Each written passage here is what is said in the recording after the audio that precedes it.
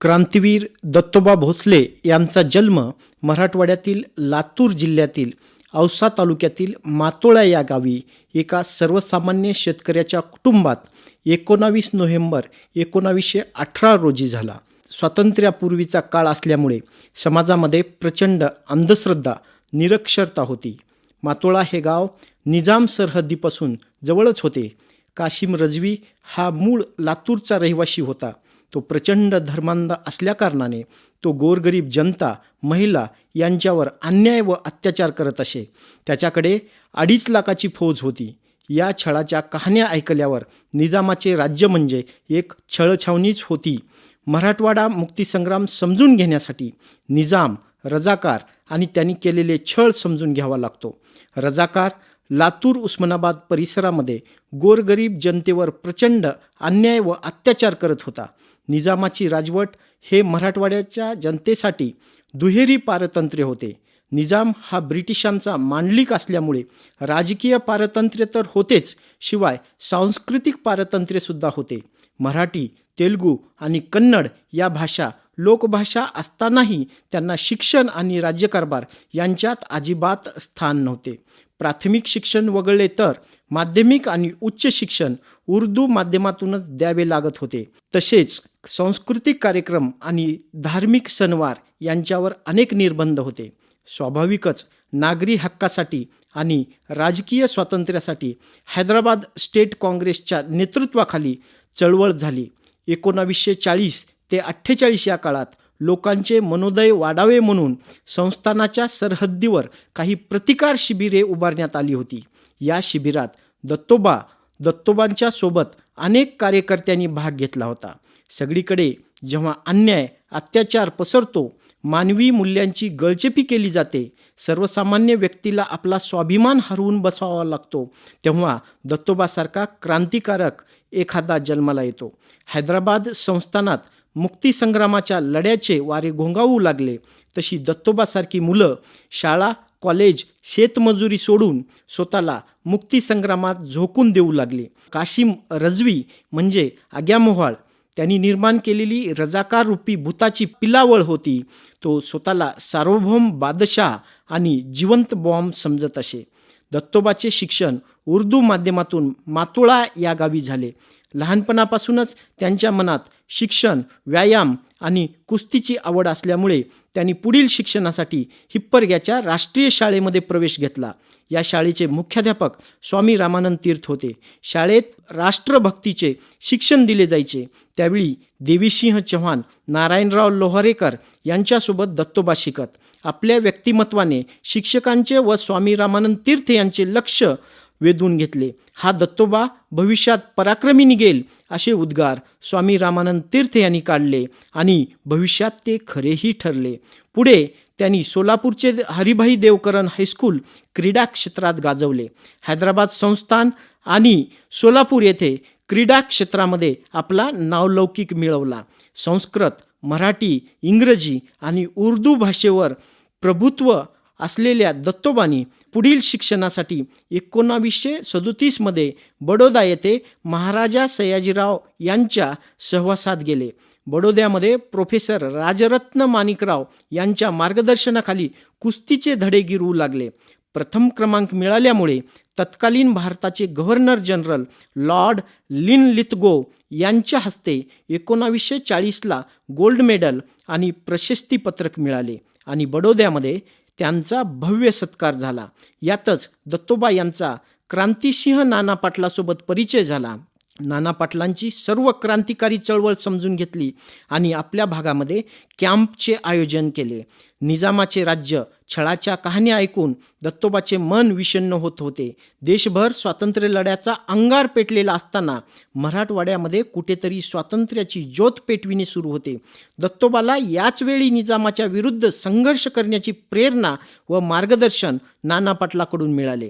मराठवाड्याचे स्वातंत्र्य ही मानवतेची गरज आहे, महाराष्ट्राची भूक आहे, अशी त्यांची धारणा होती. त्यावेळी उस्मानाबाद बार्शी तालुक्याच्या बॉर्डरवर बरेच कॅम्प होते. चिंचोली हा त्यापैकी एक महत्त्वाचा कॅम्प होता.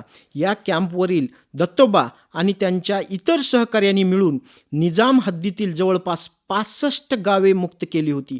त्या गावांना मुक्तापूर स्वराज्य असे नाव दिले. गौडगाव कॅम्पमध्ये त्यांनी शिस्तबद्ध कार्यकर्त्याचे मोहोळ निर्माण केले. धानोऱ्यामध्ये रजाकाराचा म्होरक्या गुंडू पाशा याचा प्रचंड दबदबा होता. दत्तोबांनी त्याची कत्तलही केली होती. तडवळे कॅम्पच्या माध्यमातून 100 स्वातंत्र्य सैनिकांना प्रशिक्षण देण्याचे कार्य चालविले होते. वागदरी, गोळसगाव व मुस्ती यामध्ये दत्तोबांचे योगदान फार मोलाचे आहे. भारत माता हे स्फूर्तिस्थान त्यांच्या मनात निर्माण केले. तसेच रजाकाराने चिलवडी गाव अक्षरशः जाळून टाकले होते. याची प्रचंड चीड दत्तोबाच्या मनात होती. सोलापूरचे तत्कालीन कलेक्टर संभाजीराव घाडगे व दत्तोबांचे चांगले संबंध होते. दत्तोबा निजामी जुलमापासून रयतेचे संरक्षण करतात, त्यामुळे त्यांना आपण मदत केली पाहिजे या विचाराने ते दत्तोबाला मदत करत. दत्तोबांनी संपूर्ण सरहद्दीवरील कॅम्पचे नेतृत्व केले. याविषयी तत्कालीन कलेक्टर मोहम्मद हैदर यांनी आपल्या ऑक्टोबर कूप या आत्मचरित्रात दत्तोबा हे संपूर्ण कॅम्पचे नेतृत्व करत असून तो खरा योद्धा असल्याचे गौरवोद्गार काढले आहेत. उपळे गावाच्या संरक्षणासाठी दत्तोबांनी या गावात सोडगे दलाची निर्मिती केली. तसेच हातबॉम्ब आणि बंदुकीच्या साह्याने काजळा गावचा हल्ला परतवला. दिनांक 5 जानेवारी 1948 रोजी औसा तालुक्यातील सेलूचा हप्ता लुटला आणि निजामाच्या गोदामाकडे जाणारा शेतसारा लुटून तो आपल्या कॅम्पकडे पाठवण्याचे काम त्यावेळी त्यांनी केले. हा हप्ता लुटल्यामुळे दत्तोबासह त्यांच्या इतर साथीदारांनाही अटक झाली. 2 दिवसावर वेळ अमावस्याचा सण आला होता. त्यावेळी परिसरातील लोकांनी हा सण साजरा केला नाही. पुढे 13 जानेवारी रोजी दत्तोबा आणि त्यांच्या सहकाऱ्यांची सुटका झाल्यावरच लोकांनी 14 जानेवारीला म्हणजेच संक्रांतीच्या दिवशी हा सण आनंदाने साजरा केला. आजही त्या गावची येळ अमावस्या संक्रांतीच्या दिवशी साजरी केली जाते. दत्तोबांनी कित्येक गावांना गुप्तपणे संरक्षण दिले. तसेच 16 जानेवारी 1948ला त्यांनी नाईचाकूर पोलीस स्टेशनवर छापा मारला. या हल्ल्याचा मुख्य सूत्रधार दत्तोबा भोसले मातोळकर आणि त्यांची पार्टी आहे असा विश्वास कलेक्टर मोहम्मद हैदर यांनी व्यक्त केला आणि स्वतःच्या आत्मचरित्रात याचा माथुल्ला डेव्हिल ऑन हॉर्सबॅक असा उल्लेख केला आहे. दत्तोबांनी किल्लारी भागात चळवळीला गती दिली. गावोगाव प्रभात फेऱ्या, वंदे मातरम, तिरंगा ध्वज फडकवणे असे कार्यक्रम सुरू होते. तसेच खरडा, ईट, घाटपिंपरी भागात स्वातंत्र्य लढा पेटविला.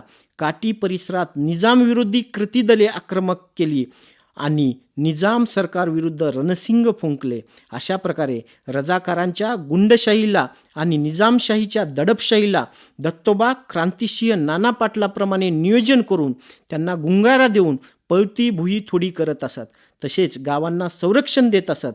त्यामुळे त्या गावचे लोक दत्तोबावर विश्वास ठेवून बिनधास्त जीवन जगत होते. देवताळ्यात तब्बल 150 रजाकाराचा खात्मा यांनी केला.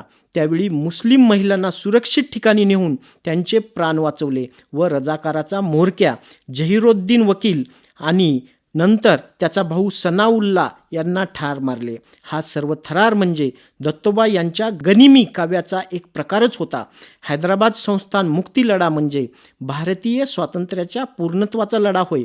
दत्तोबांना शिक्षणाविषयी कमालीची आस्था होती. शिक्षणाविषयीचे महत्त्व विशद करताना ते डॉक्टर बाबासाहेब आंबेडकर, सावित्रीबाई फुले, महात्मा ज्योतिबा फुले, महर्षी विठ्ठल रामजी शिंदे, महाराजा सयाजीराव गायकवाड यांची उदाहरणे देऊन निरक्षर लोकांमध्ये जाणीव जागृती करत असत. शिक्षणाविषयीची तळमळ त्यांच्या मनात होती. त्यांच्यावर गाडगे महाराजांच्या विचाराचा फार मोठा प्रभाव होता.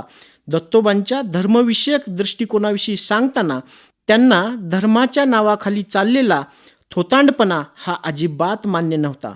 स्त्रियांचे शिक्षण झाले पाहिजे, मुलींचे शिक्षण झाल्याशिवाय त्यांची लग्ने करू नका असा दत्तोबा यांचा सल्ला असायचा.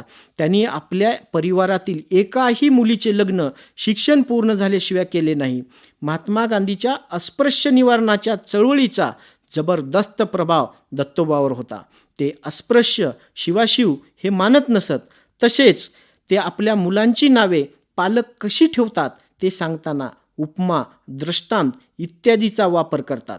तसेच त्यांच्यावरती सुभाषचंद्र बोस यांच्या विचाराचा प्रचंड पगडा होता. त्यांनी आपल्या मुलांची सर्व नावे बंगाली ठेवली आहेत.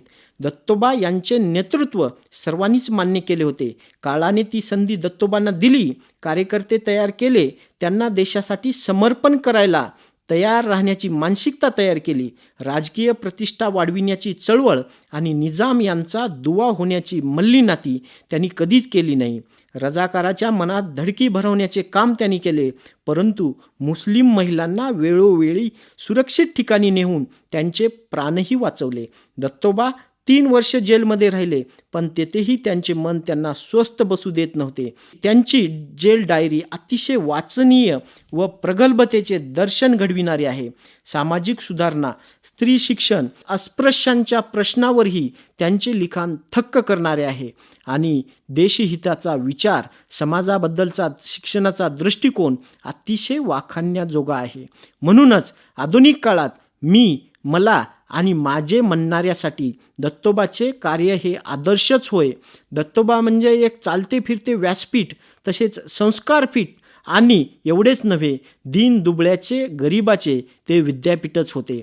महाराष्ट्र राज्याचे तत्कालीन मुख्यमंत्री वसंतराव नाईक यांच्या हस्ते भारतीय स्वातंत्र्य संग्रामात केलेल्या कामगिरीच्या गौरवार्थ सन्मानपत्र दिनांक 31 जुलै 1970 रोजी दत्तोबांना महाराष्ट्र शासनातर्फे प्रदान करण्यात आले. आजही दत्तोबा यांच्या आठवणी बालकांपासून वयोवृद्धापर्यंत प्रत्येकजण शौर्यांच्या कथा चढाओढीने सांगण्याचा प्रयत्न करीत असतो. त्यांच्या कथा जात्याच्या पाळूपासून ते चावडीपर्यंत सांगितल्या जातात. पोवाडे गायले जातात. त्यांना पकडण्यासाठी निजामाने लाखोंचे बक्षीस ठेवले होते. अनेक सापळे रचले गेले, पण ते सापडले नाहीत. वेषांतर करण्यापासून ते पांढऱ्या घोडीवर वाऱ्यासारखे धावणारे, सशस्त्र तरुणांची फौज उभी करणारे दत्तोबा भोसले एक आख्यायिका बनले आहेत. त्यांच्या या लढ्याला शिक्षणाची किनार आहे. ओठावर क्रांतीचा जय जयकार, त्यांच्या आवाजातली जरब, डोळ्यातल्या तेजाने रजाकार थरथरा कापत असत. तलवारबाजी, दांडपट्टा, घोडेस्वारी यांचे शिक्षण त्यांनी चिंचोली, बार्शी भागातल्या कॅम्पवर तरुणांना दिले होते. त्यांचा इतिहास सळसळत्या रक्ताचा होता, आक्रमकता आणि रक्त सांडणारा होता. दत्तोबांचे कर्तृत्व खऱ्या अर्थाने लोकगाथा बनले आहे. या महान क्रांतिकारकाचा मृत्यू दिनांक 21 जानेवारी 1974 रोजी झाला. त्यांची आठवण म्हणून देवताळा येथे देवगिरी डिफेन्स अकॅडमीची स्थापना करण्यात आली आहे व त्या ठिकाणी मुलांना पोलीस, मिलिटरी प्रशिक्षणाचे धडे दिले जात आहेत. तसेच महाराष्ट्रातील मुलींची पहिली NDA देवगिरी महाविद्यालयाच्या परिसरामध्ये सुरू केलेली आहे. या निमित्ताने या महापुरुषाला विनम्र अभिवादन.